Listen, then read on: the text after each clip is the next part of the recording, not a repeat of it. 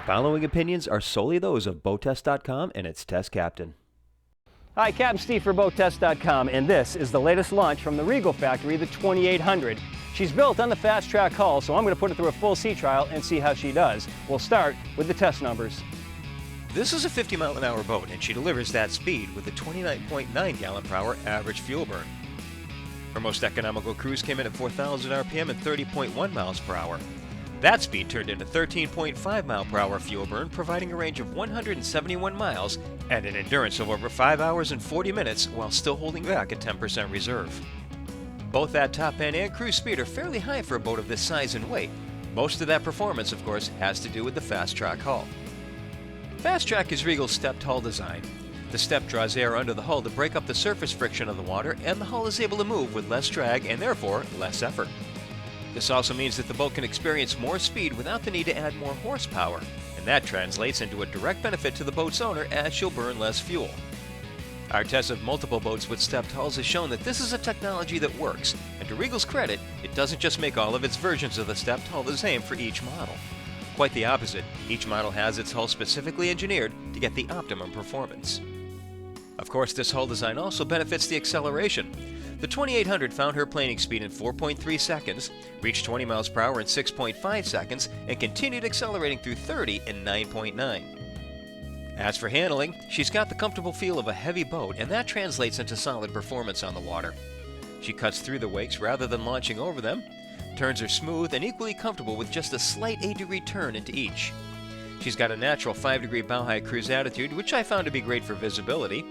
She has minimal bow rise on acceleration, and when taking power off, she settles into the water slightly stern first. Let's take a look at where all this power is coming from. Hatch opens on an electrically actuated lift. Inside, we have a Volvo Penta V8 380. Plenty of room to the sides for accessing the engine. Easy access for the daily engine checks. This is connected to a DP outdrive. Let's talk about the electrical system for a moment. Notice we have two batteries and a battery switch that's only got an on-off position. When it's in the on position, it's drawing current from one of the batteries. If you want to draw from both batteries, you have to go to the emergency position. However, when it is in that on position, the charging is going to both batteries. Notice the cockpit drains lead directly overboard, and to limit the through-hull fittings, all of the drain hoses lead into a collector and into a single fitting. There's one on each side of the boat. Now, in the event that there's an electrical failure or some other problem that will prevent this electrically actuated hatch from opening, underneath the starboard aft-facing seat, there are two screws. Simply undo those two screws and the ram drops free and the hatch can be opened manually. So while it may be a rare occurrence for the electric lift hatch to fail, if it does, at least Regal gives you a way out. The helm is nicely laid out, all in earth tones to reduce glare, fully wrapped, double stitched. The panel, aluminum. Features, gauges to both sides of the Regal view. The Regal view gives us a GPS, engine information, boat speed, also gives us enhanced control of the stereo. This boat's also equipped with an optional bow thruster, the standard trim tabs, and the standard leather-wrapped wheel on a tilt base. The comfort level of the seat needs to be noted. Double wide for a second set of eyes looking forward. There's a flip-up bolster going all the way across. The seat is also adjustable. Standard is fore and aft, optional up and down.